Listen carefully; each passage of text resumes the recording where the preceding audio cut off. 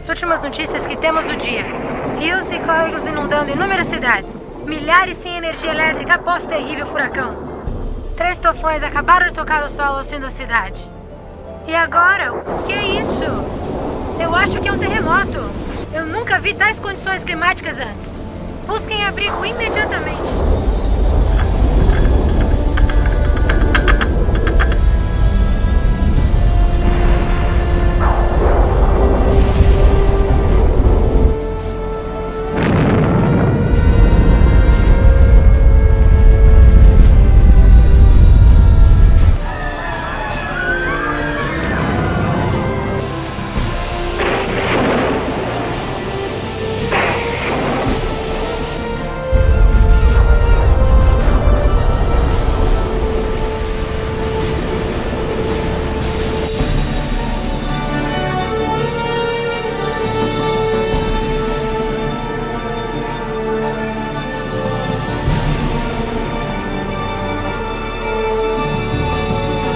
Olha, mamãe, Pastor Jesus.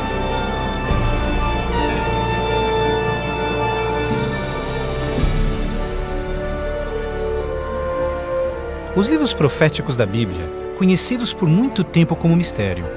Textos históricos, números antigos, imagens simbólicas. Todos eventos apocalípticos descritos por vir em breve. É realmente possível compreender o seu significado? O que é a marca da besta? Será, como dizem, um microchip de computador implantado sob a pele, ou será algo mais insinuoso? O que dizer sobre o anticristo? Este sinistro inimigo de Deus já se manifestou? Ou ainda espera nas sombras? Será um ataque terrorista que levará a Terra à tribulação final? Testemunharemos os horrores do Armagedon e as 7 últimas pragas? O que necessitamos saber para evitar ser deixados para trás quando o Senhor voltar? Reconheceremos os últimos dias e saberemos o que nos espera? O que você está pronto a experimentar revelará o que a Bíblia realmente diz sobre o final dos tempos. Junte-se a mim para juntos descobrirmos os incríveis fatos por trás dos eventos finais da profecia bíblica.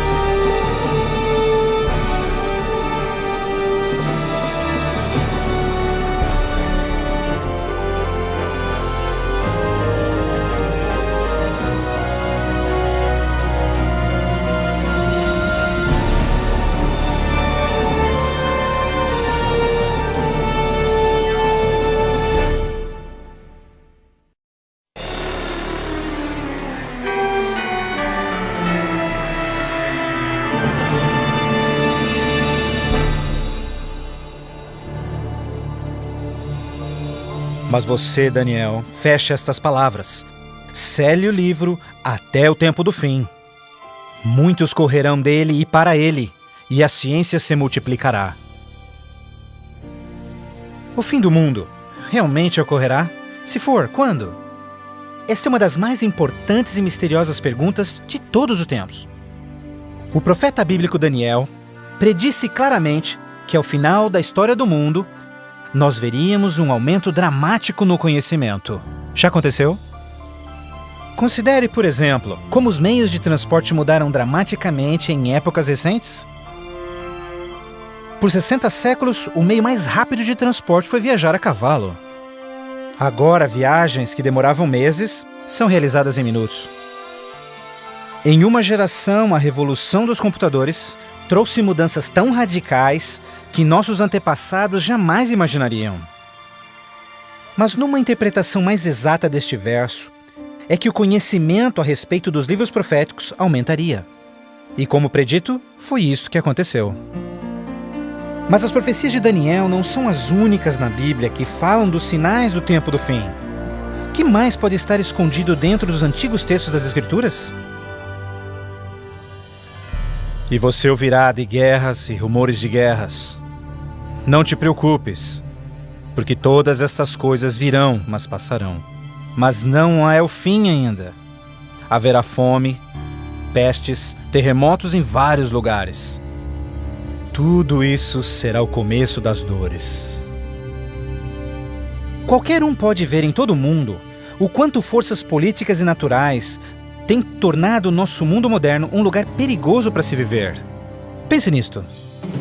Nos últimos 100 anos, o mundo inteiro enfrentou 2 guerras mundiais, vários outros conflitos, sem mencionar o aumento de ataques terroristas.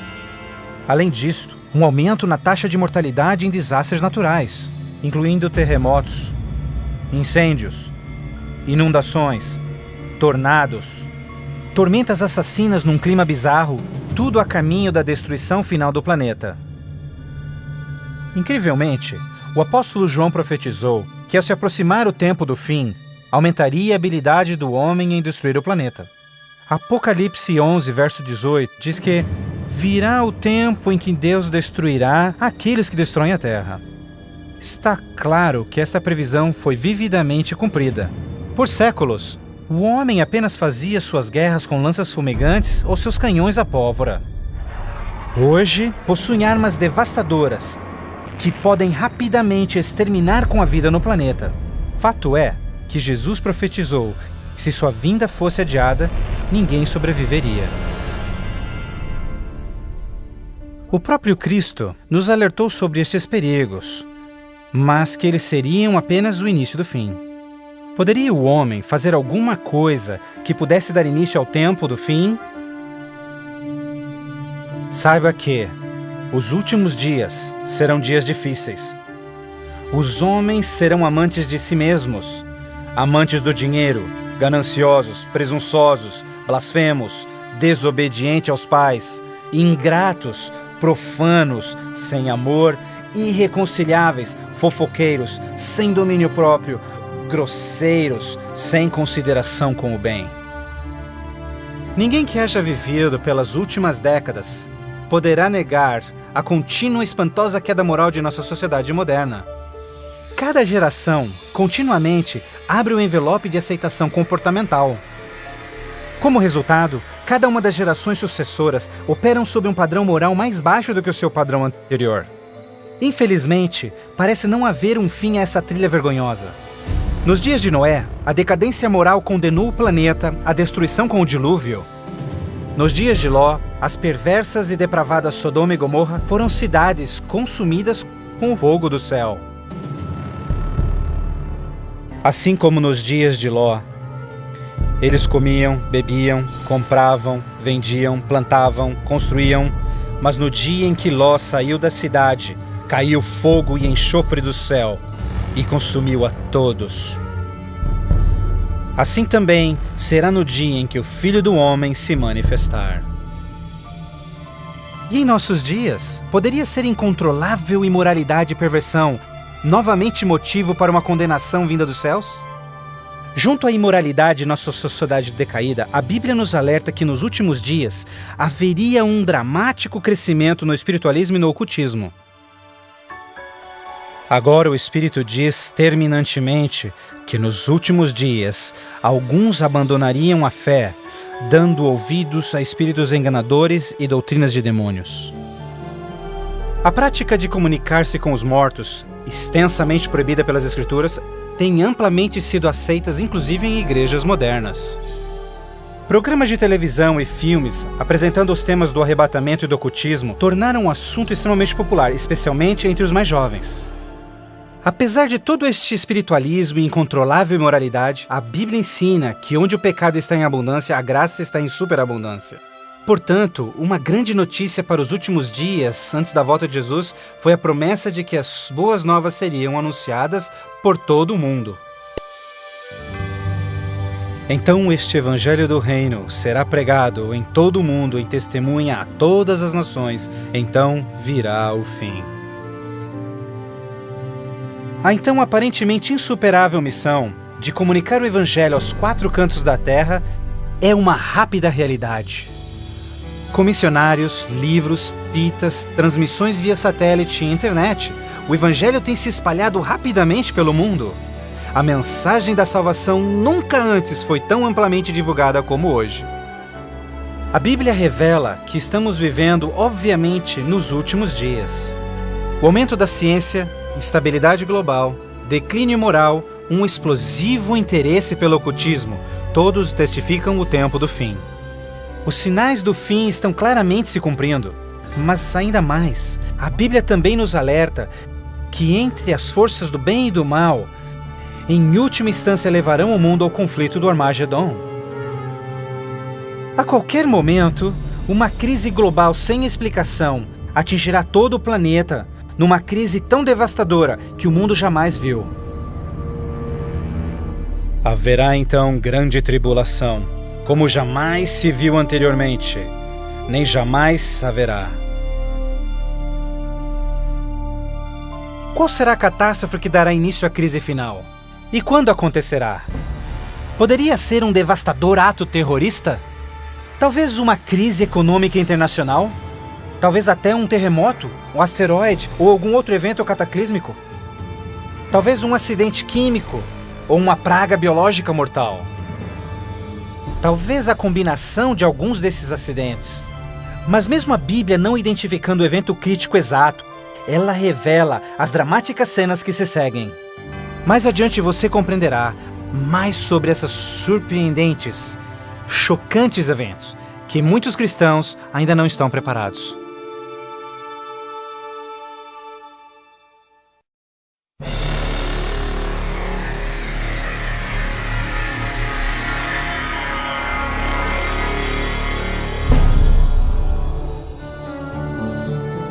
Ao iniciar-se a Grande Tribulação, líderes mundiais lutam em lidar com o aumento das calamidades. Enquanto isso, verdadeiros cristãos dedicados a Deus experimentam o maravilhoso poder do Espírito Santo. Após essas coisas, eu vi outro anjo que vinha do céu, e a terra estava iluminada por sua glória. Este grande poder que iluminava o povo de Deus é o próprio Santo Espírito. Em santa confidência, eles testificam de Deus, intervindo pelas igrejas e também chamando os perdidos para Cristo. Eles permanecem firmes na palavra do Senhor e exortam todos ao arrependimento e obedecerem os mandamentos de Deus. Numa atmosfera de reavivamento, agita-se a terra. O Santo Espírito compele ministros e membros de igrejas a juntos trabalharem intensamente pelo Salvador. Ao se manifestar o trabalho do Santo Espírito, realizações de ocultismo também se intensificarão. Demônios caídos aparecerão a muitos, disfarçados de queridos seus que já morreram, ou personagens bíblicos do passado. Eles falam de paz e esperança, porém apresentam doutrinas contendo erros perigosos e sutis. Sobre estes a Bíblia nos alerta, porque estes são espíritos do mal, realizando milagres. Como você pode imaginar, estas manifestações supernaturais influenciarão muitos e são poucos os que estão preparados a se opor. A esta altura, famílias e igrejas tornaram-se ineficazes no combate a esta crescente onda de fraqueza global. Em meio a este tumultuado ambiente político e social, as pessoas desesperadamente procuram um caminho para combater esta onda universal de imoralidade. Líderes políticos e religiosos apelam por seus constituintes, pedindo por medidas legais a restauração dos princípios de Deus e a paz na terra. Como resultado desta pressão enganosa, os governantes aprovam leis que conflitam diretamente com as leis de Deus. Mas esta não é a primeira vez que isso acontece na história. Certamente você se recorda da familiar história de Daniel capítulo 3. Quando o rei de Babilônia, Nabucodonosor, ordenou a todos no seu reino que se curvassem e adorassem aquela enorme estátua de ouro que ele construíra. Entretanto, 3 jovens hebreus sabiam que essa ordem estava diretamente em contradição com o segundo mandamento sobre idolatria. Determinados em serem fiéis a Deus, recusaram adorar a estátua. O rei ordena furioso que sejam lançados na fornalha ardente, mas Deus miraculosamente interveio e salvou suas vidas. Depois, a história de Daniel na cova dos leões. Você se recorda do rei da Pérsia criando uma lei que proibia todos de adorarem qualquer deus, senão ele, por 30 dias? Mas Daniel sabia que obedecer a esta lei seria uma violação do primeiro mandamento de Deus. Destemidamente, Daniel segue sua vida, orando diariamente a Deus, mesmo colocando sua vida em risco. Os inimigos de Daniel rapidamente denunciaram ao rei, que relutantemente teve que fazer cumprir-se a lei, lançando-o na cova dos leões. Mas novamente, Deus intervém com seu poder e miraculosamente poupa a vida de Daniel.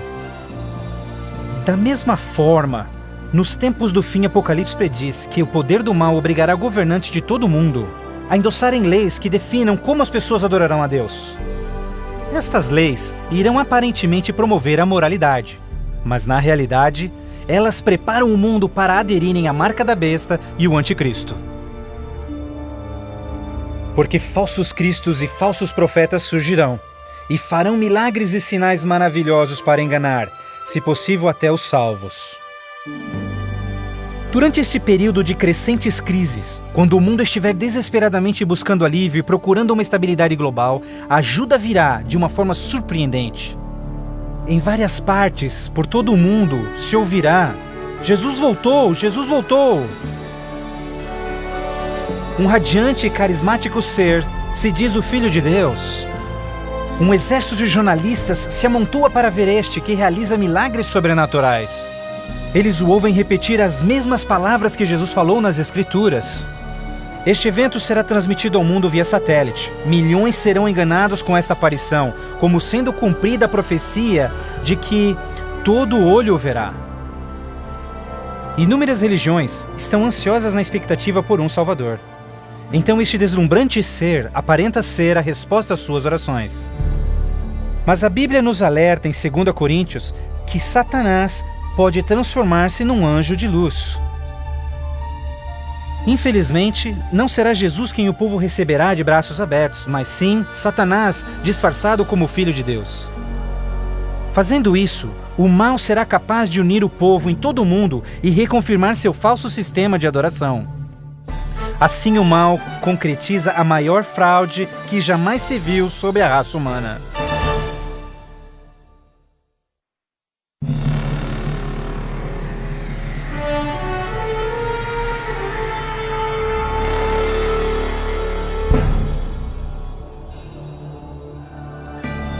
A fraude satânica prova ser uma poderosa e motivadora força para o mundo. Muitos dos líderes espirituais aceitam este grande impostor, bem como o falso sistema de adoração que ele propõe. Com a intensificação das calamidades, líderes religiosos creem que o tempo não mais pode ser desperdiçado em convencer o mundo a aderir às doutrinas desse Messias contraventor. Aqui está a paciência dos santos. Aqui estão aqueles que guardam os mandamentos de Deus e a fé de Jesus. Nem todos serão enganados. Poucos serão aqueles que entenderão que a Bíblia havia alertado sobre esse incrível enganador, e eles sabem que o objetivo deste falso Messias é desviar o povo dos mandamentos de Deus. Mas essa não é a primeira vez que Satanás se apresenta como um anjo de luz. Quando Jesus foi tentado no deserto, Satanás apareceu a ele disfarçado como glorioso mensageiro de Deus. Mas o inimigo de Deus se revelou quando tentou a Jesus em desobedecer a palavra de Deus. Portanto, mais uma vez, usando a mesma tática, o mal tenta enganar o mundo a desobedecer a lei de Deus. Ninguém pode servir a dois senhores, pois odiará um e amará o outro, ou será leal a um e desprezará ao outro. O mundo chegou a um momento decisivo em sua história. O falso Cristo e o conflito global estão dividindo o mundo em dois grupos distintos: aqueles que seguem a Bíblia e aqueles que seguem a besta. Ansiedade enche o coração do povo, e religião é o tópico supremo de todas as mentes. Entrevistas no rádio e TV, bem como nas cortes em debates, os verdadeiros seguidores de Deus serão levados diante os líderes mundiais. Ali apresentarão poderosas e eloquentes razões bíblicas para sua oposição, onde o falso sistema de adoração foi apresentado ao mundo. Os mandamentos de Deus e o que constitui a verdadeira adoração estarão ao centro de cada discussão. Movidos pelo poder do Santo Espírito, compelidos pelo argumento bíblico dos servos de Deus, milhares em todo o mundo converter-se-ão desde suas igrejas sem vida e se posicionarão junto aos impopulares, mas verdadeiros seguidores de Jesus. O que nos resta? Devemos obedecer a Deus ou ao homem, à tradição popular ou à Escritura, dividindo assim o mundo inteiro em dois grupos. De um lado, aqueles que receberam o selo de Deus, e do outro lado, aqueles que receberam o sinal da besta. Aquele que é injusto, siga sendo injusto. Aquele que é sujo, que siga sendo sujo. Aquele que é justo, que siga sendo justo. E aquele que é santo, que siga sendo santo. Este texto de Apocalipse antecede o próximo evento em que todo homem, mulher e criança fará sua final decisão, a favor ou contra Cristo. Ao lado de Deus estão aqueles que em fé observaram sua palavra, mesmo diante oposição. No outro lado, aqueles que escolheram a religião de tradições humanas. Assim como as portas da Arca de Noé fecharam-se instantes antes do dilúvio, a porta da graça será finalmente fechada para o mundo, e a graça de Deus não estará mais disponível para os perdidos. A segunda vinda de Cristo é iminente, mas primeiro, o mundo terá de atravessar as mais devastadoras pragas que jamais sobrevieram sobre a humanidade. Ouvi então uma voz vinda do templo dizendo aos 7 anjos: Vai e derrama sobre os povos as 7 taças da ira de Deus. O primeiro foi e derramou a sua taça sobre os povos, e se viu uma ferida feia e dolorosa nos homens que tinham o sinal da besta e que adoravam a sua imagem. A esperança começa a ser massacrada quando as 7 pragas do Apocalipse 16 começam a cair no mundo numa sucessão rápida de eventos. Estes serão os mais horríveis flagelos jamais vistos pelo homem. A primeira praga será extremamente dolorosa e provocará desmaios e agonizante sofrimento aos perdidos.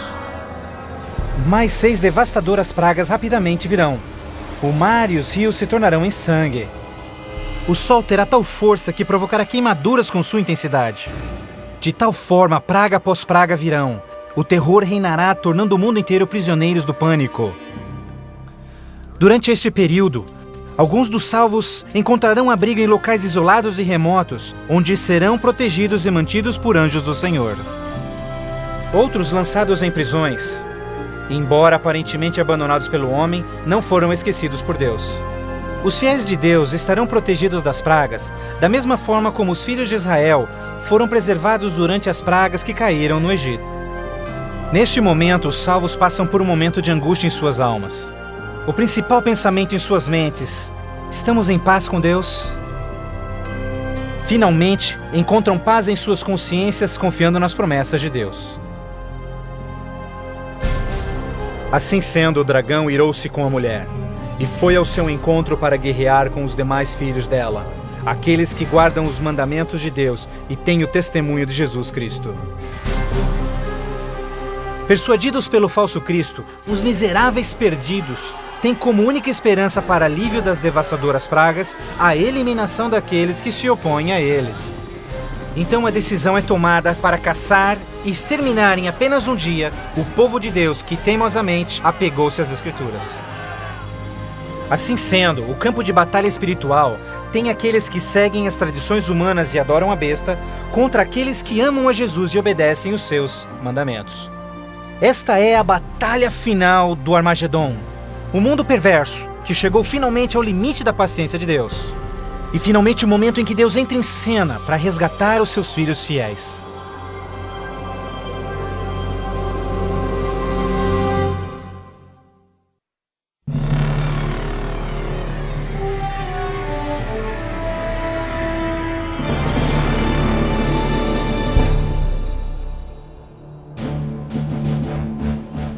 À meia-noite, o clamor foi ouvido. Aí vem o noivo. Na mais escura hora, a mais esperada esperança de todas as eras torna-se realidade. O comando da voz do próprio Deus é ouvido. Está cumprido!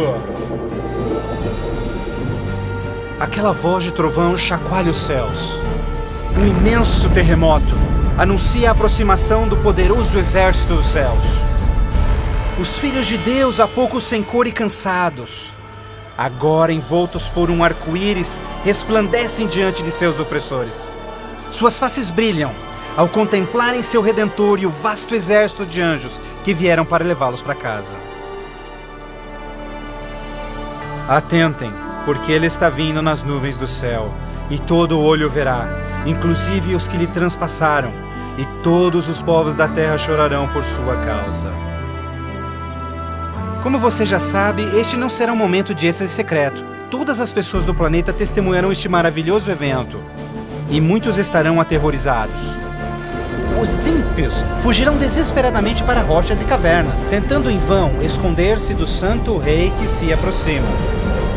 E como Jesus prometeu, os homens maus responsáveis por seu julgamento e crucifixão serão ressuscitados para presenciarem seu retorno nas nuvens do céu.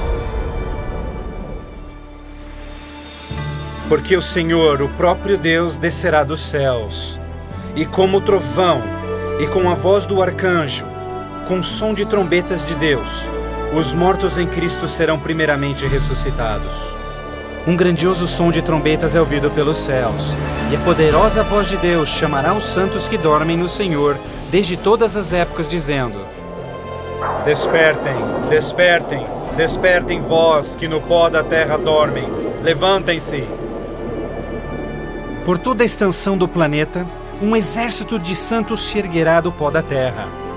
Despertarão cheios de juventude, glorificados e revestidos de imortalidade, sem nenhum traço de enfermidades ou defeitos. E aqueles que ficarem vivos nestes momentos finais serão também transformados. Num instante, receberão um novo corpo imortal. Os ímpios contemplarão em angústia todos estes incríveis sinais. Então nós, os que estivermos vivos, seremos todos levados junto deles nas nuvens para encontrarmos com o Senhor nos céus, e ali nós viveremos para sempre com o Senhor. Com o mundo inteiro em convulsão, os remidos voarão alto e serão erguidos acima da destruição. Eles voarão para a felicidade com o Senhor junto às nuvens de anjos. Nem dor, nem pecado, nem tristeza jamais haverá. O véu que os separava de seu Deus é para sempre removido, e contemplam agora o seu Deus e seus anjos face a face. E naquele dia, o dia da destruição de Deus, será de uma extremidade da terra a outra, e não haverá nem pranto, nem ajuntamento, nem funerais. Eles serão todos como lixo sobre toda a terra. Aos que ficarem para trás, o caos reinará no planeta. Entre os furacões, os gemidos de demônios, os terremotos, oceanos ferventes, ilhas submersas. Densas e escuras nuvens despejam tempestades gigantescas de granizo. Os ímpios que sobreviverem a essas catástrofes, em breve serão destruídos pela presença da glória de Deus. Seus corpos espalhados pela terra despojada pelos eventos finais. Então, pela primeira vez desde a fundação da Terra, o planeta está completamente abandonado e sem vida. Apenas Satanás e seus anjos caídos restarão como resultado de sua rebelião.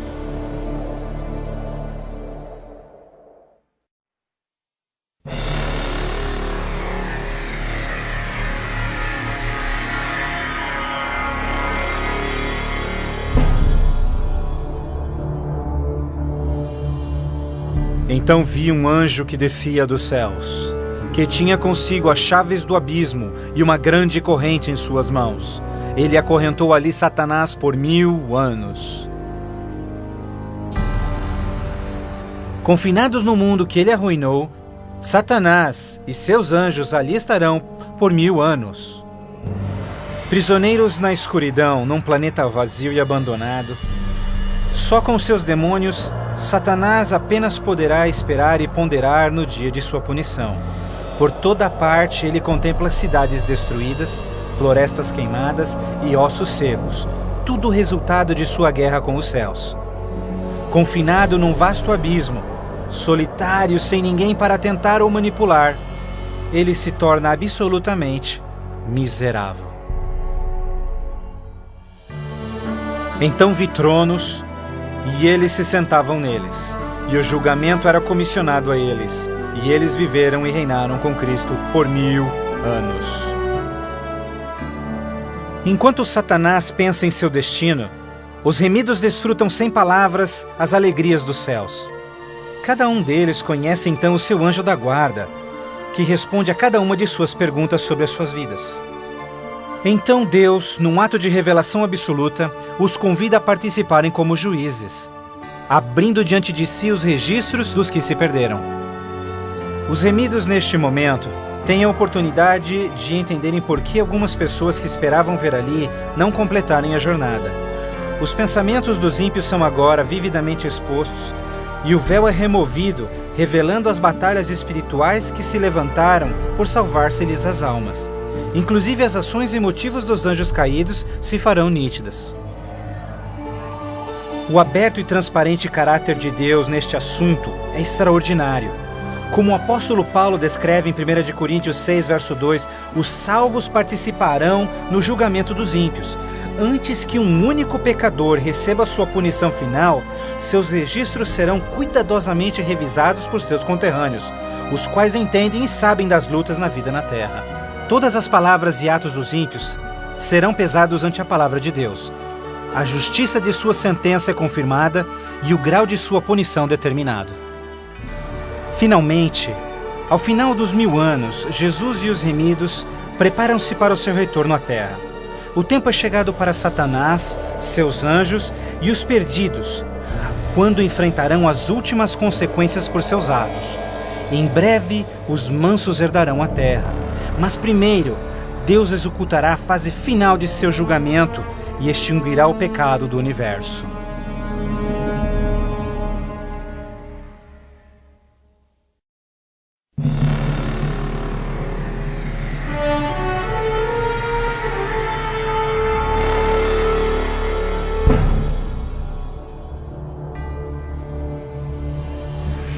Então eu, João, vi a cidade santa, a Nova Jerusalém, descendo dos céus desde a presença de Deus, vestida como uma noiva, adornada para o seu esposo.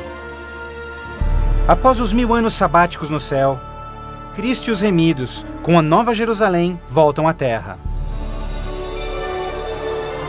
Ao se aproximar a cidade do planeta desolado, Jesus comanda que os ímpios voltem à vida desde o pó da terra. Ao seu comando, os ímpios de todas as épocas e lugares ressuscitam, da mesma forma como morreram, e ali estão diante de Deus. Ao Jesus descer, seus pés tocam o Monte das Oliveiras. Um tremendo terremoto abre o monte, transformando numa grande planície.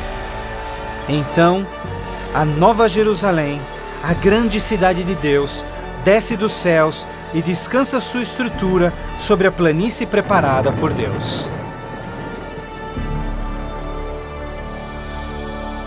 Agora, quando os 1000 anos terminarem, Satanás será solto de sua prisão, e então irá atrás de enganar as nações, a fim de uni-los para guerrear. Incrivelmente, Satanás consegue iludir seus seguidores mais uma vez e arregimenta-os para capturar a cidade celestial pela força. Generais e homens de guerra de todos os tempos, juntos unem suas habilidades para prepararem-se para o que eles imaginam ser a batalha monumental. Por este ato, os ímpios revelarão que seus corações não se converteram. Se fosse possível, eles destruiriam a Deus e seu trono e tomariam a cidade santa pela força. Pouco percebem eles que essa guerra fútil já estava perdida mesmo antes de começar. O juízo final chegou. Então eu vi os mortos, grandes e pequenos, todos diante de Deus. Livros eram abertos, e os mortos eram julgados, de acordo com seus atos. Subitamente, no alto acima da cidade, o Senhor aparece em seu glorioso trono. Todos os frágeis planos de guerra dos ímpios são imediatamente eliminados. Ao contemplarem a face de Deus, os ímpios dolorosamente tornam-se cientes de cada um de seus pecados. Lembram-se de cada momento em que silenciaram suas consciências, cada vez em que negaram os chamados do Santo Espírito. Muitos foram enterrados juntamente com os seus segredos pecaminosos, querendo ter com sucesso escondido todos os seus assassinatos e crimes. Vergonhosamente experimentam em primeira mão as palavras de Jesus ditas em Lucas, pois não há nada coberto que não será revelado, nada escondido que não se fará saber.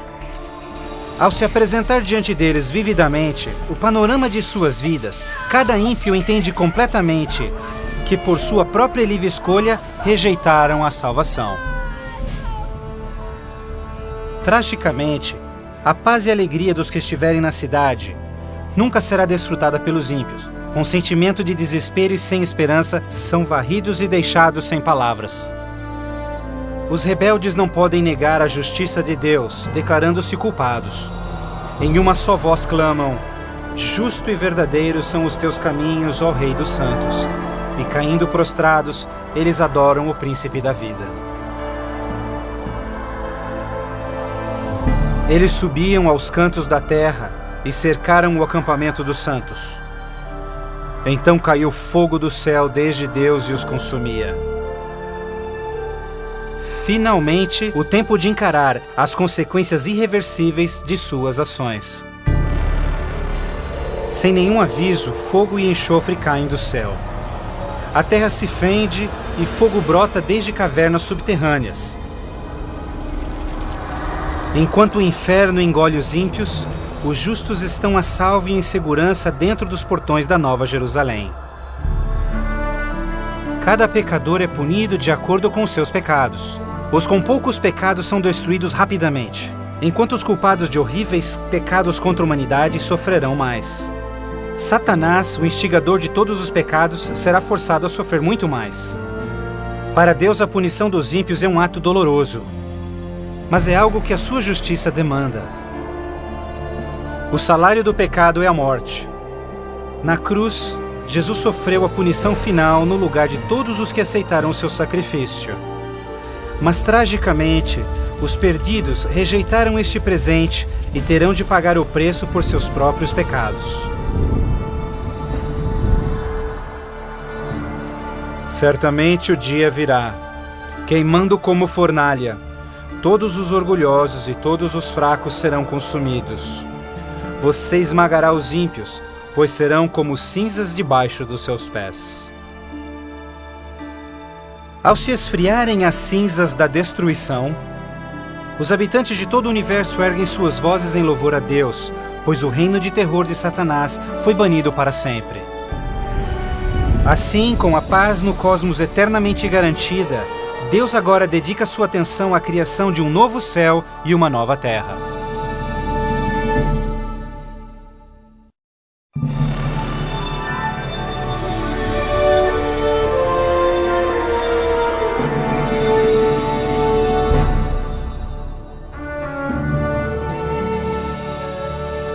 Vejo então um novo céu e nova terra, pois o primeiro céu e a primeira terra já passaram. Após a purificação da terra com fogo, o Senhor retoma seu miraculoso e maravilhoso ato de recriação. E pelo poder de sua palavra, a terra é restaurada à forma de seu lindo Éden. Ao seu comando, um lindo e verdejante carpete de grama cobre o planeta. Outro comando, terra e água voltam à vida. Incontáveis, complexos e magnificentes criaturas de todas as espécies pacificamente exploram um novo paraíso. A vigorizante atmosfera é pura e doce. A terra torna-se uma grande vitrine de criativa genialidade. E Deus enxugará as lágrimas de todos os olhos. E não haverá mais morte, nem sofrimento, nem pranto. Não haverá mais morte, pois as primeiras coisas são passadas. A segurança do universo está garantida. Com a Nova Jerusalém como sua capital, todas as criaturas regozijam-se no amor do domínio de Deus. Aqueles que foram resgatados da destruição eterna compartilham uma especial união com seu Criador, o que nenhum outro ser celestial poderia apreciar. Embora pecado e pecador foram para sempre destruídos, um traço desta grande rebelião ainda permanece. O que aconteceu com essas mãos? Estas são as marcas nas mãos, nos pés e no lado de Jesus. Ao passarem-se os dias inesquecíveis da eternidade, todas as memórias tristes e dolorosas se dissipam na glória brilhante e esplendorosa dos céus. Não mais atrelados a uma vida passageira, os imortais filhos de Deus são agora livres para alcançarem suas mais amplas ambições. Com ilimitada capacidade de absorver mais e mais conhecimento, revigoram as suas mentes. Sem barreiras, seus limites não mais os prendem à terra. Os remidos são agora livres para explorarem as maravilhosas obras de Deus em todo o universo. O céu é um lugar de perfeita paz e harmonia, onde o amor por Deus e pelos outros preenche todos os corações. A Bíblia promete que este reino pode ser seu eterno lar. Jesus deu-se em sacrifício na cruz para oferecer-te perdão e vitória sobre o pecado. Mais que qualquer coisa, Jesus quer que você viva com Ele neste novo lar. Se bem que Ele desesperadamente quer te salvar, Ele não pode forçá-lo em aceitar este presente. Você deve aceitá-lo por si mesmo. Por que não aceitá-lo hoje? Peça-lhe agora e Ele entrará em seu coração.